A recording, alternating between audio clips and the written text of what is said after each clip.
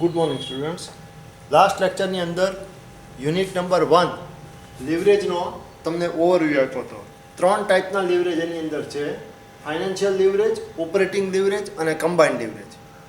હવે 3 લિવરેજ છે એ વારાફરતી કઈ રીતે કન્સિડર થાય છે અને કયો એનો શું મિનિંગ થાય એ તમને એક્સપ્લેન હજી કરવાનું બાકી છે. એની પછી એના બેનિફિટ્સને એ જો આવતું હશે સિલેબસમાં તો લઈ લઈશું, નહીંતર પછી ડાયરેક્ટ સમ આપણે શરૂ કરવાના આવશે. બેનિફિટ્સ અને લિમિટેશન્સ. સૌથી પહેલાં financial leverage. What is financial leverage? Firm પોતાનું કેપિટલ રિક્વાયરમેન્ટ સેટિસ્ફાઈ કરવા માટે કેપિટલ સ્ટ્રક્ચર ક્રિએટ કરે છે. What is capital structure? Capital સ્ટ્રક્ચરમાં ડિફરન્ટ ટાઈપ્સ ઓફ સિક્યોરિટી એને ઇન્ક્લુડ કરેલી હોય. ફર્મ પોતાની ટોટલ કેપિટલ સેટિસ્ફાઈડ કરવા માટે બહારથી કેપિટલ છે એ રેઇઝ કરે છે. આઉટસાઇડ સોર્સિસમાંથી જ્યારે કેપિટલ રેઇઝ કરવાની આવે ત્યારે આઉટસાઇડ સોર્સિસમાંથી કેપિટલ રેઇઝ કરવા માટે ડિફરન્ટ સોર્સિસ યુઝ કરવામાં આવે અને એ ડિફરન્ટ સોર્સિસની અંદર સિક્યોરિટીઝ જે છે એ ઇસ્યુ કરવામાં આવે છે. હવે આ સિક્યોરિટીઝમાં ઇક્વિટી શેર, પ્રેફરન્સ શેર કે ડિબેન્ચર, આનો યુઝ મેઇન થાય. આ 3 સિક્યોરિટી મેઇન યુઝ થાય છે. ડિબેન્ચરની ઓરમાં કોઈક વખત બોન્ડ જે છે એ પણ ઇસ્યુ કરવામાં આવે છે. ડિબેન્ચર અને bond one kind of securities છે, સેમ સિક્યોરિટીઝ છે. પ્રેફરન્સ શેર્સ આવે છે અને ઇક્વિટી શેર્સ આવે છે. આ 3 સિક્યોરિટી જ્યારે કેપિટલ સ્ટ્રક્ચરની અંદર ઇન્ક્લુડ કરેલી હોય then it is cold as financial leverage. કંપનીએ પોતાના કેપિટલ સ્ટ્રક્ચરની અંદર, કંપનીએ પોતાના કેપિટલ ફોર્મની અંદર જ્યારે 3 સિક્યોરિટીઝ યુઝ કરેલી હોય then it is known as leverage, financial leverage. હવે ક્યારે ફાઇનાન્શિયલ લિવરેજ પોસિબલ બને અને ક્યારે ફાઇનાન્શિયલ લિવરેજ યુઝ કરેલું ન ગણાય? તો કંપનીએ જ્યારે આ 3માંથી માત્ર અને માત્ર ઇક્વિટી શેર્સથી જ્યારે પોતાનું કેપિટલ સ્ટ્રક્ચર ક્રિએટ કરેલું હોય, ઇક્વિટી કેપિટલથી પોતાનું કેપિટલ સ્ટ્રક્ચર આખું ફોર્મ કરેલું હોય then it is known as simple capital structure or say it is called unlevered form. એ અનલિવર્ડ ફોર્મ કહેવાય. જ્યારે માત્ર ઇક્વિટી શેર્સ જ કેપિટલ સ્ટ્રક્ચરની અંદર ઇન્ક્લુડ કરવામાં આવેલા હોય then it is known as unlevered form. But equity share માત્ર ઇસ્યુ કરવાને બદલે આ 3 સિક્યોરિટીઝ જ્યારે ઇસ્યુ કરેલી હોય then it is known as levered form or form with leverage. એ વસ્તુ એની અંદર ઇન્ક્લુડ કરવામાં આવે છે, એ વસ્તુ એની અંદર કન્સિડર કરવામાં આવે છે. શું કામ આ 3 સિક્યોરિટીઝ ઇસ્યુ કરે છે એ તમને હવે એક્સપ્લેન કરું. તો 3 સિક્યોરિટીઝમાંથી out of that 3 securities this 2 securities have fixed payment option or say fixed interest or otherwise say fixed dividend.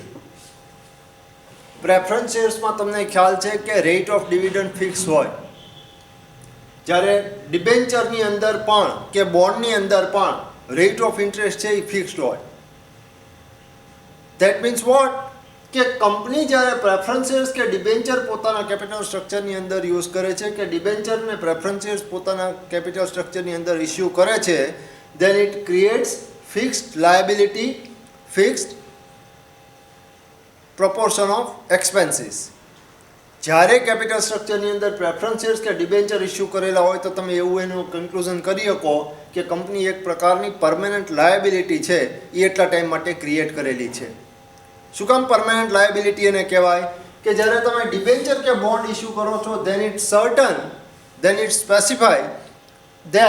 Specific that debenture કે બોન્ડ ત્યારે તમે ઇસ્યુ કરો ત્યારે એ વસ્તુ સર્ટન થઈ જાય, એ વસ્તુ સ્પેસિફાઈ થઈ જાય કે એન્યુઅલ બેઝિસ ઉપર તમે જે રેટ ઓફ ઇન્ટરેસ્ટથી બોન્ડ કે ડિબેન્ચર ઇસ્યુ કરેલા છે એટલી અમાઉન્ટથી તમે 110% એવરી યર રિટર્ન જે છે એના ઇન્વેસ્ટર્સને આપશો, irrespective of amount of profit.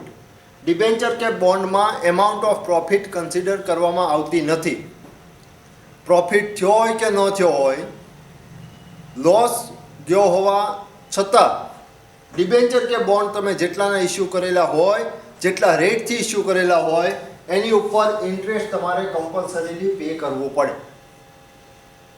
એટલા માટે ડિબેન્ચર કે બોન્ડ જ્યારે ઇસ્યુ કેપિટલ સ્ટ્રક્ચરની અંદર થાય એટલે એ ફિક્સ્ડ પેમેન્ટ કે ફિક્સ્ડ લાયબિલિટી ક્રિએટ કરેલી છે એમ કહેવાય. બીજી વસ્તુ હવે જોવા જાવ તમે પ્રેફરન્સ શેર્સમાં, સેમ વસ્તુ પ્રેફરન્સ શેરમાં પણ છે. બટ પ્રેફરન્સ શેર્સ અને ડિબેન્ચરમાં ડિફરન્સ એ છે કે જો પ્રેફરન્સ શેર્સ હોલ્ડરને પ્રોફિટ થાય તો ડિવિડન્ડ પેમેન્ટ કરવાનું આવે. ધ્યાન રાખજો, વર્ડ યુઝ કરું છું એ જે યરમાં પ્રોફિટ થયેલો હોય એ પર્ટિક્યુલર યરની અંદર તમારે એ લોકોને ડિવિડન્ડ પે કરવું પડે. સે ફોર એક્ઝામ્પલ કોઈ પણ સ્પેસિફિક ફાઇનાન્શિયલ યરની અંદર તમારે પ્રોફિટ થયેલો નથી તો તમારે એને પેમેન્ટ કરવાનું આવશે નહીં. બટ સે for example continuous 3 financial year સુધી તમારે પ્રોફિટ ન થયો અને 4th ફાઇનાન્શિયલ યરમાં પ્રોફિટ થયો તો જો ક્યુમ્યુલેટિવ પ્રેફરન્સ શેર્સ ઇસ્યુ કરેલા હોય, ક્યુમ્યુલેટિવની જ વાત કરું છું, નોન ક્યુમ્યુલેટિવ નહીં, અને પ્રેફરન્સ શેર્સ મેજોરિટી કેસીસની અંદર ક્યુમ્યુલેટિવ જ હોય. ક્યુમ્યુલેટિવ પ્રેફરન્સ શેર્સ જો એની અંદર ઇસ્યુ કરેલા હોય અને 3 ફાઇનાન્શિયલ યર સુધી જો તમે ડિવિડન્ડ પેમેન્ટ ન કરેલું હોય પ્રોફિટ ન થવાને લીધે, અને 4th ફાઇનાન્શિયલ યરમાં તમે પ્રોફિટ થયો અને ડિવિડન્ડ પે કરો તો પ્રીવિયસ 3 યર્સનું જે ડિવિડન્ડ પેમેન્ટ નથી થયું એ પ્લસ 4th યરમાં તમે જ્યારે પેમેન્ટ કરો છો એ બંનેનું ભેગું થઈને ટોટલ 4 ફાઇનાન્શિયલ યરનું તમારે એને પેમેન્ટ કરવું પડે. એટલે એક પ્રકારની લાયબિલિટી ક્રિએટ થઈ ગણાય, કારણ કે પ્રોફિટ તમારે આગળ ઉપર થવાનો છે એ સ્પેસિફિક છે એટલા માટે.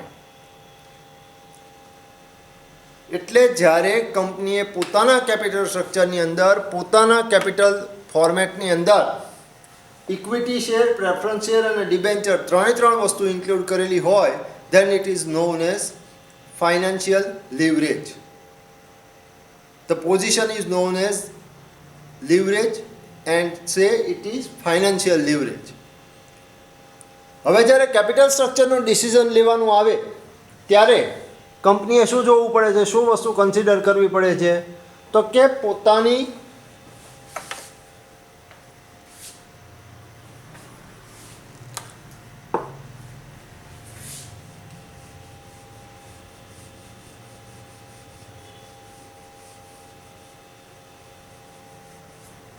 જ્યારે કેપિટલ સ્ટ્રક્ચર કંપની ડિઝાઇન કરે ત્યારે કેપિટલ સ્ટ્રક્ચર ડિઝાઇન કરવાની સાથે સાથે ડિવિડન્ડ પોલિસી, માર્કેટ સિચ્યુએશન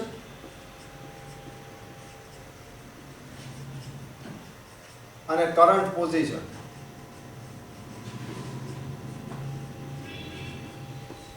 આ ત્રણે પોઈન્ટ કંપનીએ કન્સિડર કરવાના રહેશે. ડિવિડન્ડ પોલિસી પણ ત્યારે ડિસાઇડ કરવી પડે, ડિવિડન્ડ પોલિસી પણ ત્યારે કન્સિડર કરવી પડે. શું કામ? તો કે તમે જ્યારે કેપિટલ સ્ટ્રક્ચરમાં different types of security add કરો, ડિફરન્ટ ટાઈપ્સ ઓફ સિક્યોરિટીનું કોમ્બિનેશન્સ કરો, ત્યારે શું થવાનું છે કે દરેક સિક્યોરિટીના એક પોતાના એડવાન્ટેજીસ અને લિમિટેશન્સ છે એ ત્યાં આગળ એપ્લાય થશે. ઇક્વિટી શેરમાં સપોઝ શું લિમિટેશન્સ છે કે ભલે તમારે ડિવિડન્ડ એને પેમેન્ટ કરવાનું એ સર્ટન નથી, બટ ડિવિડન્ડ તમે જ્યારે ઇસ્યુ કરો છો ત્યારે એ સ્પેસિફાઈ થઈ જાય છે કે તમે એને વોટિંગ રાઇટ આપો છો, તમે એને પાર્ટિસિપેશન રાઇટ કંપનીના મેનેજમેન્ટની અંદર આપો છો. એટલે એવા કેસમાં કંપનીની જે ઓનરશિપ રાઇટ છે એ એટલો ઇક્વિટી શેર હોલ્ડરના હાથમાં જતો રહે. જો તમે ડિબેન્ચર કે પ્રેફરન્સ શેર્સ ઇસ્યુ કરો તો ડિબેન્ચર કે પ્રેફરન્સ શેર્સમાં તમારો ઓનરશિપ રાઇટ જતો નથી, બટ એની સામે શું જાય છે તો કે ફિક્સ્ડ લાયબિલિટી કે ફિક્સ્ડ પ્રોપોર્શન જે છે એ તમારો એની આગળ જતો રહે છે. એટલે ફ્યુચરમાં પ્રોફિટ થાય કે ન થાય, કમ્પલસરીલી તમારે ડિવિડન્ડ પેમેન્ટ જે છે એ કરવાનું રહેશે. એ એનો લિમિટેશન્સ છે. એટલે ડિવિડન્ડ પોલિસી. પછીનું છે માર્કેટ પોઝિશન.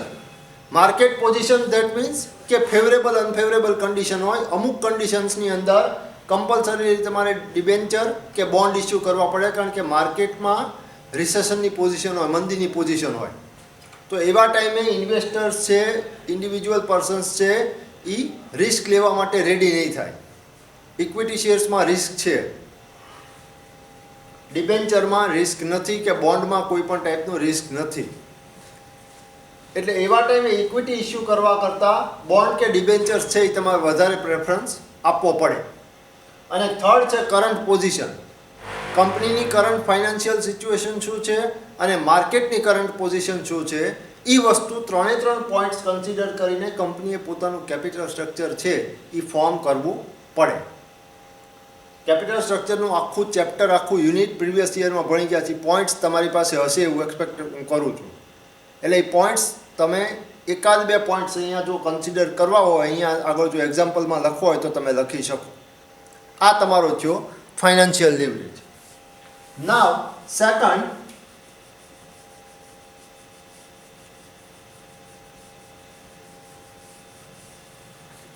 સેકન્ડ તમારું આવે છે એ ઓપરેટિંગ લીવરેજ.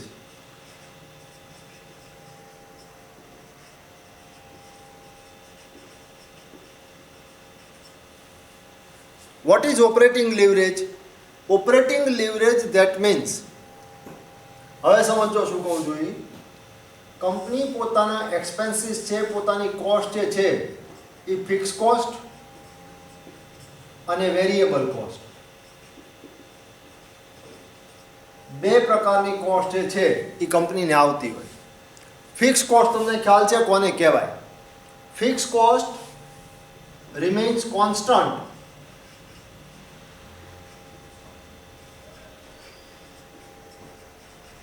અને variable cost changes with level of production or level of sales.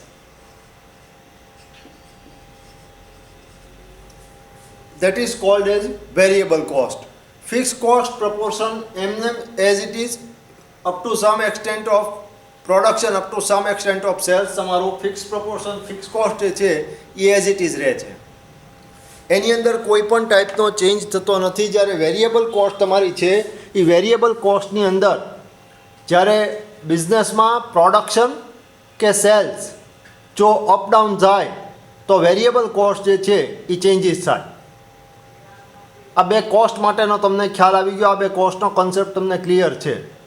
Second પાર્ટની અંદર હવે કોસ્ટ કઈ રીતે અફેક્ટ કરે એ વસ્તુ તમને કરાવું છું.